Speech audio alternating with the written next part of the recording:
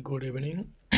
আজকে আমরা শুরু করতে চলেছি SMC point of interest, PY বা কি লেভেলের একটা ছোট অংশ, ছোট পার্ট। সেটা কি, যে পয়েন্ট অফ ইন্টারেস্টের মধ্যে আমরা কি কি দেখেছি? ব্লকস, গ্যাপ আর হচ্ছে লিকুইডিটি। তো ব্লকসের মধ্যে আমরা প্রথমে মিটিগেশন ব্লকটা দেখেছি। আমরা আগের ভিডিও আমাদের মিটিগেশন ব্লকের ওপর ছিল। আজকে আমরা শুরু করব FVG, fair value gap. Fair value গ্যাপটা কি, কীভাবে কাজ করে, সেটা নিয়ে আজকে আমাদের আলোচনা হবে। আমরা কীভাবে ফেয়ার ভ্যালু গ্যাপ আইডেন্টিফাই করে সেখান থেকে ট্রেড ধরতে পারি, সেটার উপরে আমাদের আজকের আলোচনা। চলো শুরু করা যাক। মূল টপিক, ফেয়ার ভ্যালু গ্যাপটা কি? ফেয়ার ভ্যালু গ্যাপটা হচ্ছে যখন কোনো একটা নির্দিষ্ট জোনে, যখন কোনো একটা নির্দিষ্ট পিওয়াই, পয়েন্ট অফ ইন্টারেস্টে যখন হিউজ কোয়ান্টিটি বাইং হয় বা হিউজ কোয়ান্টিটি সেলিং হয়, তখন সেখান থেকে প্রাইসটা ছিটকে বেরিয়ে যায়, একটা বড় মুভ দেখা যায়, একটা ইমব্যালেন্স দেখা যায়। তো সেই ইমব্যালেন্সটা হচ্ছে ফেয়ার ভ্যালু গ্যাপ। যদিও এই ফেয়ার ভ্যালু গ্যাপটা আমরা গ্যাপের মধ্যে দেখাতে পারতাম, এটা গ্যাপের মধ্যে আসতো, কিন্তু আমরা সেটা তবু এটা ব্লকের মধ্যে দেখাচ্ছি। কারণ হচ্ছে অল ব্লকস আমরা সব জায়গায় খুঁজে পাবো, ম্যাক্সিমাম জায়গাতে আমরা ব্লক দেখতে পাবো। ফেয়ার ভ্যালু গ্যাপটাও সেরকম প্রতিটা সুইংয়ের মধ্যে আমরা ফেয়ার ভ্যালু গ্যাপ দেখতে পাবো। তো সেই জন্য আমরা ফেয়ার ভ্যালু গ্যাপটাও ব্লকের মধ্যে নিয়ে আসছি। ঠিক আছে, এবার কি হলো, আমরা এটা জানলাম যেখানে huge quantity operator, hedge fund, bank বা ইনস্টিটিউট যেখানে বাইং করে, সেখানে সঙ্গে সঙ্গে একটা প্রাইসের ইমব্যালেন্স তৈরি হয়, প্রাইস একটা ফাস্ট মুভ দেয়। এখানে একটা ট্রেন্ড, এখানে একটা স্ট্রাকচার ম্যাপিং করা আছে। তো দেখা গেল এখানে কোনো একটা সুইং এসে ডাউন ট্রেন্ড কন্টিনিউ হচ্ছিল, বানাইনি, চলো ডাউন ট্রেন্ড কন্টিনিউ হচ্ছিলো। এখান থেকে মার্কেট উপরে গেছে, নিচে অর্ডার ব্লক এফভিজি বানিয়ে গেছে। চলো অর্ডার ব্লক এফভিজিকে আমরা নেক্সট ভিডিওতে জানবো, তখন আমরা এফভিজিটাকে শিখি।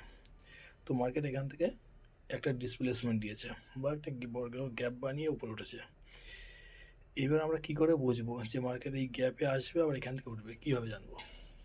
আচ্ছা, মার্কেট এখানে যে গ্যাপটা বানালো, যে এফভিজিটা তৈরি করলো, মার্কেটের নেক্সট কাজ কী হবে? কারণ এফভিজিটা বানানোর সময় সেখানে সে হিউজ পরিমাণ অর্ডার পাঞ্চ হয়েছে, কিন্তু সেই হিউজ পরিমাণ অর্ডার পাঞ্চ হতেই মার্কেট সেই প্রাইসটা থেকে বেরিয়ে গেছে। দ্বিতীয়বার মার্কেট নিয়ে আসবে কোথায়? এখানে এসে তার বাকি কোয়ান্টিটি ফুল করবে, বেরিয়ে যাবে। তো এটা আমরা থিওরির মাধ্যমে একটু ক্লিয়ার বোঝার চেষ্টা করব। আগে এফভিজিটা কি আমরা সেটা একটু বোঝার চেষ্টা করি। এখানে দুটো ডায়াগ্রাম বানানো আছে। সবার প্রথমে আমরা লেফট সাইডে আসবো। এফভিজিটা হচ্ছে তিনটে ক্যান্ডেলের মাঝখানে যে গ্যাপ, সেটা মানে কি ফার্স্ট ক্যান্ডেল। প্রথমে এটাকে যেমন ফার্স্ট ক্যান্ডেল ধরি, ফার্স্ট ক্যান্ডেলের হাই, সেকেন্ড ক্যান্ডেলের বডি আর থার্ড ক্যান্ডেলের লো।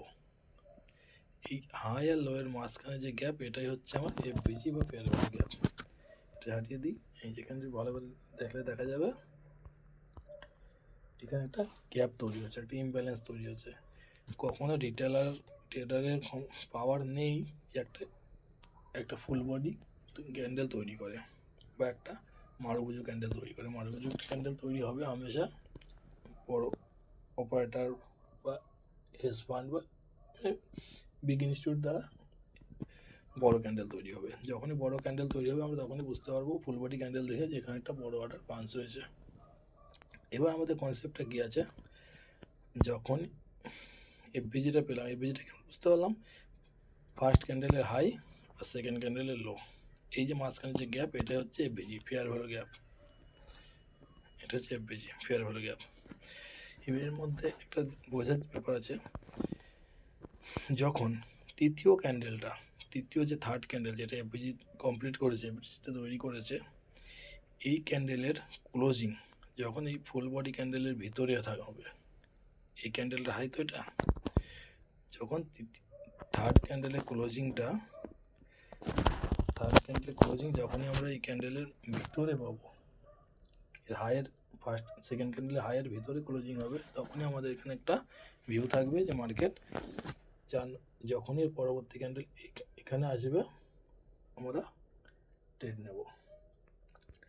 যদি দেখা যায় মার্কেটে এইভাবে উঠছে, এই ডায়াগ্রামে দেখি ফার্স্ট ক্যান্ডেলের হাই, সেকেন্ড ক্যান্ডেল, থার্ড ক্যান্ডেলের লো, এফভিজি বানিয়েছে, কিন্তু এর হাইটা এর ক্লোজিংটা সেকেন্ড ক্যান্ডেলের উপরে হয়েছে।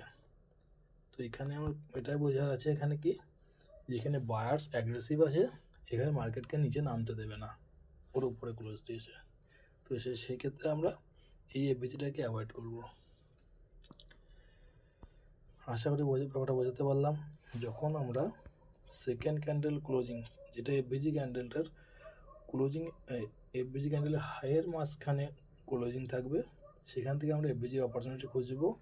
যেখানে ক্যান্ডেল হাই ব্রেক করে দিয়েছে সেখানে আমরা জানবো এখানে অ্যাগ্রেসিভ বায়ার আছে, আমরা যদি রিস্ক নিতে পারি এই ক্যান্ডেলের উপরে এন্ট্রি, এর নিচে এসএল, এই হাইয়ের নিচে এসএল দিয়ে আমরা ট্রেড নিতে পারি যদি রিস্ক নেওয়ার ক্ষমতা থাকে। তো এটা প্রপার এন্ট্রি সেট আপ না, বলে রাখি, সেটা হবে অ্যাগ্রেসিভ ট্রেডিং। ঠিক আছে, প্রপার সেট আপটা হবে এখানে। কীভাবে আমরা চলো চার্টে একটু বোঝার চেষ্টা করি, ছোটো কনসেপ্ট ছোটোর উপর দিয়ে সারা কমপ্লিট চেষ্টা করছি। চার্টে প্রচুর এফভিজি আছে, যেগুলো এটাতে দেখাচ্ছে। আচ্ছা চলো একটা বাইং দেখি, এখানে কি আছে, এটা ফার্স্ট ক্যান্ডেল,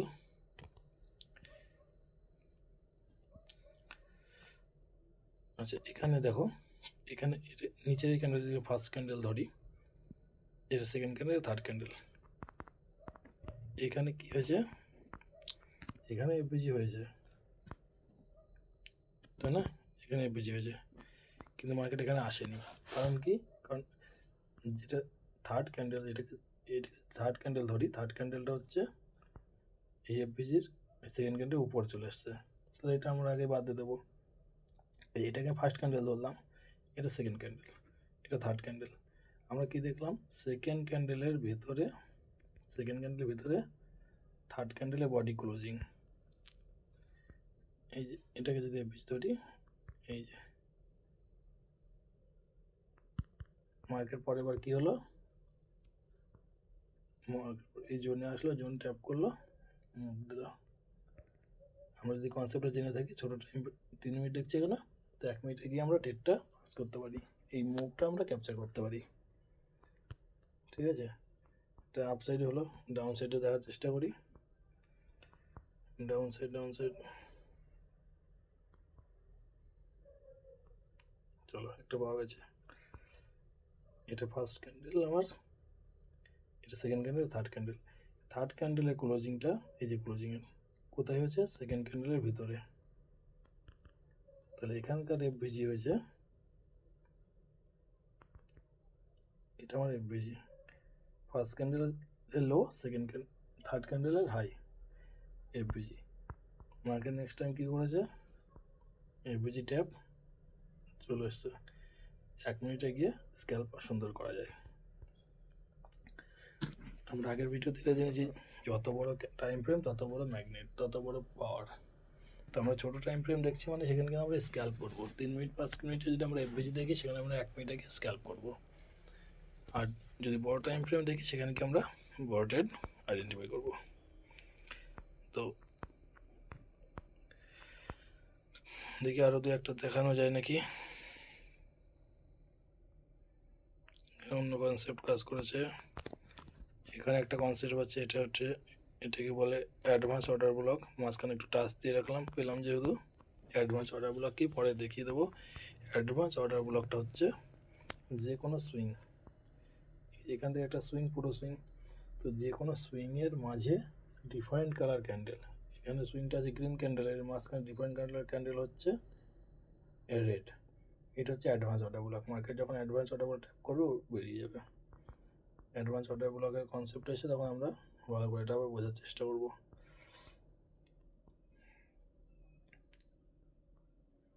এখানে একটা বাইং সাইড আমরা পেয়েছি, এই ক্যান্ডেলের হাই, এটা আমরা ফার্স্ট ক্যান্ডেল ধরলাম, এর হাই, সেকেন্ড ক্যান্ডেল এটা, এর থার্ড ক্যান্ডেল, এর ভিতরে ক্লোজিং। মার্কেট কী করেছে, ট্যাপ করেছে, উঠে গেছে। নেক্সট টাইম ওখানে এসছে, এফভিজি নিয়েছে, উঠে গেছে। কিন্তু আমরা একটা এফভিজি একবার ট্যাপটাকেই ভ্যালিড ধরবো, একবার ট্যাপ হবে, তারপরে বা সেটা ইনভ্যালিড।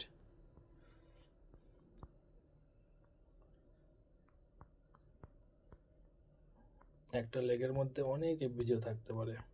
এই এফভিজিটা কোথায় হচ্ছে আমার সেটা সবসময় দেখতে হবে। যদি কখনো কোনো এফভিজি আমার সুইংয়ের নিচে, অন্তত সুইংয়ের 50%-এর নিচে হয়, ডিমান্ড জোনে হয়, আমরা সেটাকে প্রায়োরিটি দেবো। একটা পুরো সুইংয়ের যদি এফভিজিটা 50%-এর নিচে থাকে, ডিমান্ড জোনে থাকে, সেখান থেকে আমরা বাইং করব। ডিমান্ড কী বলে ওটাকে, ডিসকাউন্ট জোন। আর যদি প্রিমিয়াম জোন থাকে তো সেখান থেকে আমরা সেলিং করব। তো প্রিমিয়াম ডিসকাউন্ট জোনটা আমাদের মাথায় রাখতে হবে। এখন আমি একটু অন্যরকম জায়গাতে আছি, লোকেশন আছে, সেই কারণে আমি ভিডিওটা ঠিকঠাক হয়তো সাউন্ড কম হচ্ছে। তো জাস্ট একটু ফ্রি সময় পেলে তাদের বানানোর চেষ্টা করলাম। যতগুলো একটা একটা কনসেপ্ট হয়ে যাবে ধীরে ধীরে, যখন ফুল আমি সব কনসেপ্টগুলো কমপ্লিট করে দেবো, তারপরে একদম ফুল পুরো চার্টের একটা ভিডিও হবে। সারাদিনের যে মার্কেট হবে সেই মার্কেটের একটা আমরা ব্রেক করার চেষ্টা করবো, যে সারাদিন মার্কেট কোথা দিয়ে গেছে, কী কীভাবে রাস্তা ঘুরিয়েছে, ঠিক আছে, কোন কোন কনসেপ্ট কোথায় কাজ হয়েছে সেরকম। তাহলে কী হবে, আস্তে আস্তে ওটা বুঝতে সুবিধা হবে।